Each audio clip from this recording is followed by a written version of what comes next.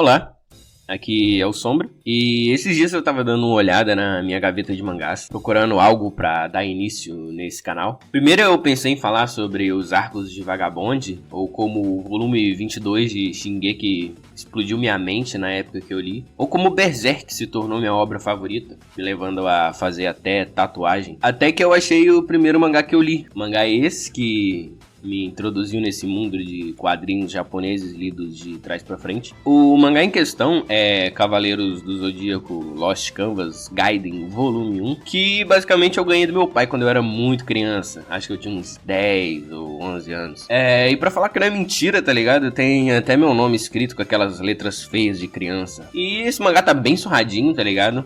E hoje eu vou falar dele, já que foi ele que me introduziu nesse mundo. Nada mais justo que começar um canal de mangá pelo primeiro mangá que eu li na vida. Bom, o mangá começa numa ilha com homens grandes que parecem ser soldados, estão perseguindo um garoto maltrapilho. O garoto é pego, e quando ele tá à beira de ser morto, uma figura misteriosa encapuzada aparece falando para os soldados pararem, revelando assim seu nome, Albafica, o protagonista da nossa história, dizendo que mataria os homens com suas próprias mãos. O que, relendo de novo, eu achei bem edgy, pra falar a verdade. E o mais engraçado disso, ou pelo menos o humor que esse mangá tenta passar, é que o Albafica, ele tem algumas características de mulher. E daí, tipo, os soldados ficam zoando a lapa do malandro, mano. Enquanto o moleque que tava quase morrendo ali fica admirando ele. E nisso, os homens começam a circular e ameaçar o Albafica, que por sua vez permanece em silêncio, ignorando totalmente os soldados. Até que os soldados perdem a paciência e partem pra cima dele. E do nada, o malandro me tira rosas. Sim, isso mesmo, rosas. De onde ele tirou isso eu não sei. E vai lá e ataca os soldados, né, os inimigos. Uma grandiosa habilidade chamada Rosas Diabólicas Reais. O reais no nome estragou um pouco, na minha opinião. Vou deixar aqui meu questionamento. Se tem rosas diabólicas reais, tem que ter rosas diabólicas falsas, certo? Enfim, ele atira as rosas nos soldados que ficam espantados ou com dor. Não sei dizer, as expressões de dor ou espanto nesse mangá são muito engraçados, parece tudo menos do espanto, pelo menos nessa página. O ataque do Albafica, por mais que ele tenha um nome horrível, a forma como ele funciona é incrível. Basicamente, a pessoa sente o aroma ali das rosas, né? Que rosas que por sua vez são venenosas, olha isso. Então, tipo, o indivíduo sente o cheiro da rosa, o aroma, ele começa a perder os 5 sentidos e vai de Americanas. E, na minha opinião, um dos pontos positivos desse mangá é realmente a forma como as habilidades funcionam. E a arte também, a arte é muito bonita.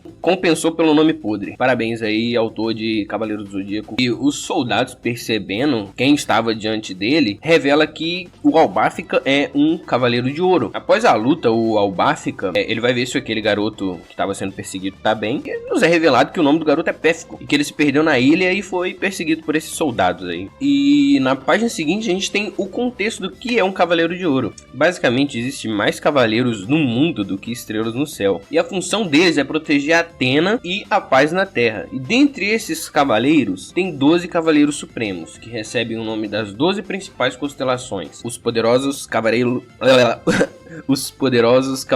de Ouro. Ou seja, o Albafica não é pouca bosta não. Depois desse contexto, o Péfico ainda continua admirando o Albafica, dizendo que ele é forte, bonito e ai meu Deus, esse moleque é infiltrado. O Albafica, ele perde a paciência e diz que se ele tá falando tanta besteira é porque ele já tá bem, virando as costas e indo embora. E o Péfico fica em choque, né, e começa a correr e se desculpar, pedindo pro Albafica esperar ele. E na hora que o Péfico vai encostar no Albafica, ele é surpreendido por uma capada na mão, deixando o Albafica com a cara de culpado, né? E o Péfico com uma cara triste e deixando a gente, né, o leitor, intrigado, porque ele não deixou o garoto tocar nele. Mais pra frente a gente vai descobrir por que ele fez isso, mais pra frente especificamente na próxima página. Após isso, o Albafica diz pro garoto seguir o rumo dele, se ele não quiser ser perseguido de novo, dando as costas e indo embora com a cara de corno arrependido. A mesma sinergia do Guts triste. Na próxima página, a gente se depara com uma ferida no braço do Albafica. E de fundo, ele tá caminhando até as 12 casas do Zodíaco, e ele precisa passar pela casa de Ares. Na casa de Ares, ele encontra com Xion, o Cavaleiro de Ares. Eles trocam ali uma ideia, né? O Albafica diz que tá indo pra sala do grande mestre e que vai passar pela casa do Xion, até que o Xion repara na ferida do braço do Albafica e segura ele, deixando o cara pistola, dizendo que não é pra ele encostar nele. E o Xion, ele fala que ele não tem medo do sangue venenoso do Albafica. Agora sim faz sentido a atitude dele com o Pefko na página anterior. Então, basicamente, se o sangue dele entra em contato com a pessoa pode vir e aí de comes e bebes, né? Depois disso aí, ele segue o rumo dele, né? Chegando na sala do grande mestre, o grande mestre sentado em um trono, diz que soube da missão do cavaleiro, que com os espectros da Escandinávia, parabenizando ele pelo bom trabalho. Logo após isso, o grande mestre repara que o Albafica tá meio pálido, e já o que, né? O cara tá pálido, mano, merece descansar, piriri, pororó, mas não, ele vai lá e manda outra missão pro cara. O cavaleiro aparentemente não tem paz nesse mundo, mano. O cara é um trabalhador CLT. Tá? E a missão, basicamente, é ir numa ilha chamada Ilha dos Curandeiros. Ilha essa que reúne vários curandeiros com várias técnicas capazes de curar várias doenças e que nascem bastantes ervas medicinais, que o próprio santuário e um vilarejo ao redor ali se beneficia dessa ilha. E lá tem um homem chamado Ruko, que cria ervas capazes de curar qualquer doença, e dizem que ele é um homem cheio de benevolência. O grande mestre diz que uma estrela maligna começou a brilhar sobre a ilha, que se algo acontecer com a ilha vai prejudicar tanto o santuário como as vilas ao redor, que é pra ele partir ao amanhecer. Essa parte do mangá eu achei meio memes, porque o grande mestre simplesmente levanta do trono e grita, perguntando se o Albafica pode ir até lá, e o cara responde com o maior entusiasmo do mundo. Esse excesso de drama,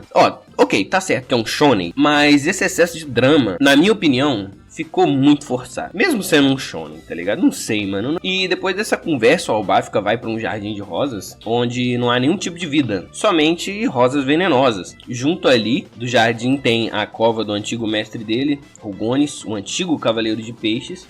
No dia seguinte, o Albafica tá indo viajar pra Ilha dos Curandeiros e ele ouve uma voz familiar chamando por ele. E adivinha de quem é a voz? Isto mesmo, é do Pefko, que toma um quedão, né, por tentar encostar no Albafica de novo. E adivinha só, o Pefko vai ser o guia dele na Ilha dos Curandeiros. E já embarcados no navio, o Albafica pergunta sobre o tal Ruko e o que aconteceu naquela ilha. E o Pefko diz que o solo da ilha mudou, as ervas murcharam e cresceu plantas que ele nunca viu na vida antes. E que aqueles soldados que perseguiam ele têm andado por lá à noite. Ele explica que as pessoas da ilha mudaram também e falam que ele estava inventando história quando ele tentava explicar que tinha alguma coisa de errado na ilha. E que o mestre dele também mudou. O mestre dele, por sua vez, é o Ruko. E revelando que o Pefko, assim como o Albafica, foi abandonado em um jardim de ervas quando era um recém-nascido. Só que o Albafica foi num jardim de rosas venenosas mesmo, né? Que o Ruko acolheu ele como parte da sua família. Assim como o Rugonis acolheu o Albafica. Mas o papo é cortado por um redemoinho que se formou e ia levar eles direto para uma rocha no meio do mar. E que se o barco bater ali, vai todo mundo naufragar, não vai chegar ninguém na ilha, né? Mas ora, quem diria? Nós temos um cavaleiro de ouro no barco que pula na proa do barco e usa sua técnica chamada Rosas Piranhas, partindo a pedra em pedaços e abrindo o caminho para a ilha. E chegando na ilha, eles reparam que tem muitos doentes espalhados, todos indo atrás ali das ervas milagrosas do tal Ruko. Até o Pefko avistar o Ruko e nos revelar que ele é extremamente parecido com o mestre do Albafica, que deixa ele muito confuso. O Ruko começa a estranhar, né, a atitude do Albafica, que continua pensando na incrível semelhança que ele tem com o seu mestre Rugonis e diz que ele lembra um velho conhecido dele. O Albafica se apresenta e o Ruko logo identifica que ele é um cavaleiro de ouro. Também diz que não tem tempo para conversar, pois precisa curar as pessoas ali presentes. Mas logo atrás da multidão de enfermos surge uma mulher afetada pela peste, clamando pela ajuda do Ruko, que rapidamente, com a ajuda do Pefko, prepara ali um mix de ervas, colocando a mão sobre o rosto da mulher, deixando todos ao redor maravilhados ali com a velocidade com que a peste foi expelida do corpo da mulher. As pessoas começam a saudar o Ruko como, entre aspas, nosso curandeiro, deixando o Albafica meio que incomodado e com memórias de seu mestre e a solidão que acompanhava ele em vida, vendo que o Ruko, apesar de idêntico ao Rugonis, é totalmente o oposto do seu mestre. sendo capaz de ter mais pessoas próximas de si. Na página seguinte, eles caminham conversando sobre a razão do Albáfica estar ali. Contudo, o Albáfica não tem mais certeza se realmente tem algum mal sobre aquela ilha ali. E o Ruko menciona que o Albáfica tinha dito que ele parecia um velho conhecido dele. O cavaleiro fala que foi um engano, né? Porque o mestre dele não podia encostar nas pessoas, quem dirá curá-las, muito menos chegar perto delas. O Ruko pergunta se ele está se referindo ao sangue amaldiçoado de peixes e que ele pode curar esse sangue do cavaleiro com suas ervas. Diz que o jardim de lírios brancos é a origem dos milagres dele. O Albáfica começa a ficar tonto por causa dos lírios, que são totalmente o oposto das rosas venenosas. Quando o Ruko menciona que chegou a hora dele fazer o elo branco, ele tem um flashback do Rugones e desmaia. No flashback, ele ainda é um pré-adolescente que tá treinando no jardim de rosas, atirando rosas em alvos de madeira. E, infelizmente, ele erra uma única rosa. Isso aí resultou num puta esporro do Rugones, porque uma rosa errada pode custar uma vida inocente e gerar uma tragédia. Nisso, ele tenta novamente e acerta todas, tendo aquele olhar de aprovação do mestre. À noite, o Rugones chama o Albáfica no jardim e oferece duas escolhas: sair do jardim e voltar para o mundo fora dele, ou selar o elo vermelho, que consiste em fazer um furo no dedo e trocar o sangue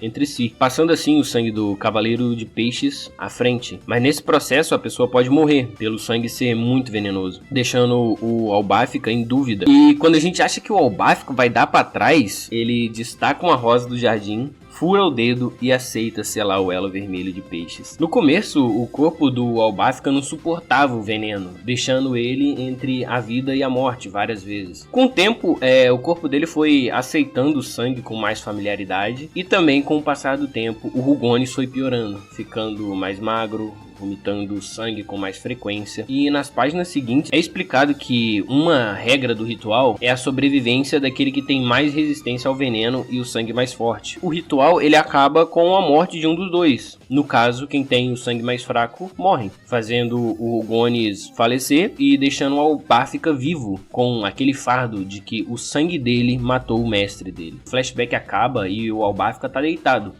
O Ruko revela que ele é o irmão mais novo do Rugones, que virou curandeiro para curar o sangue do irmão. Mas infelizmente o irmão dele já não estava mais no mundo e que ele queria salvar pelo menos o Albáfica, fazendo uma proposta e deixando o Albáfica pensar sobre. Logo após o Ruko sair, o Péfico bate na janela e começa a falar pro Albáfica ir embora dali o mais rápido possível. No santuário, o grande mestre e o Xion estão conversando, falando que a estrela maligna que paira sobre a Ilha dos Curandeiros é na verdade o Ruko. E começa mais um pequeno flashback. É visto que o Rugones, antes de morrer, ele foi ao santuário conversar sobre o Albáfica suceder ele. E também disse que se algum dia o Ruko encontrasse a cura, era para enviar o Albáfica para a ilha e dar a ele a chance de escolher novamente entre o caminho do veneno ou o caminho dos homens. Agora, voltando para a realidade, o Péfico e o Albáfica correm pelo campo de lírios. O Péfico insiste que o Ruko mudou e que o Albáfica precisa sair dali. O Albáfica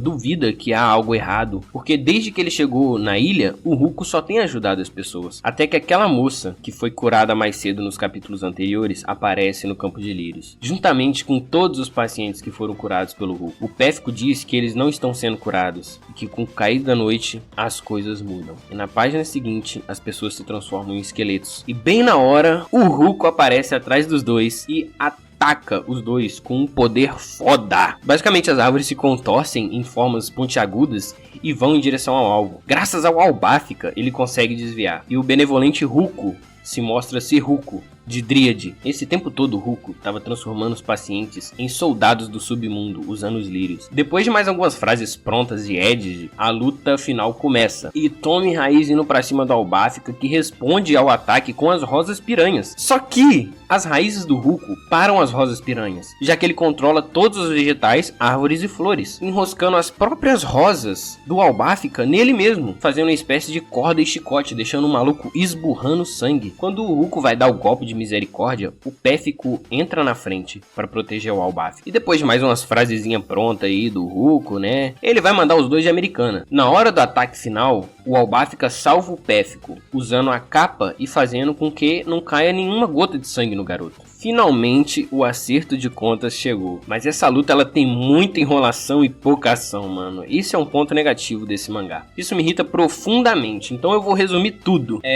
O Ruko ataca com as raízes, prendendo o Albafica entre elas e aparentemente esmagando. Só que as árvores começam a apodrecer e o Albafica tá em uma pose mais edge possível em cima das raízes atrás do vilão. E aí tem mais umas explicações, blá blá blá blá blá blá. O Albafica discursando sobre como o sangue dele cobriu o jardim e fez o efeito dos lírios desaparecer, piriri, pororó. E espinhos carmesim, ataque final, é isso aí, mano. Não tenho paciência. No final, o Ruko é atingido pelo ataque. E antes de sucumbir, ele revela que fez o que fez, porque o objetivo da vida dele era achar uma cura pro sangue venenoso do irmão, só que o irmão dele morreu. Até o Pefko aparecer na vida dele e dar mais um motivo pra ele viver. Aí o Pefko começou aí de ralo também, né, por causa de uma febre que nenhuma erva curava, levando o Ruko a fazer um contrato com a morte. Em troca da saúde do Pefko, ele transforma as pessoas em soldados da morte. No final, ele viu o legado que o irmão dele deixou. O Ruko aos poucos se transforma em lírios e vai desaparecendo também, usando suas últimas forças para desfazer a merda que ele fez, no caso fazendo as pessoas voltarem ao normal e acabando com os lírios. E na página seguinte a gente tem um quadro muito bonito do Pefko dizendo pro Albafica que vai se tornar o maior curandeiro do mundo. Quando as batalhas do Albafica terminarem, ele vai curar o sangue dele. E o Albafica retribui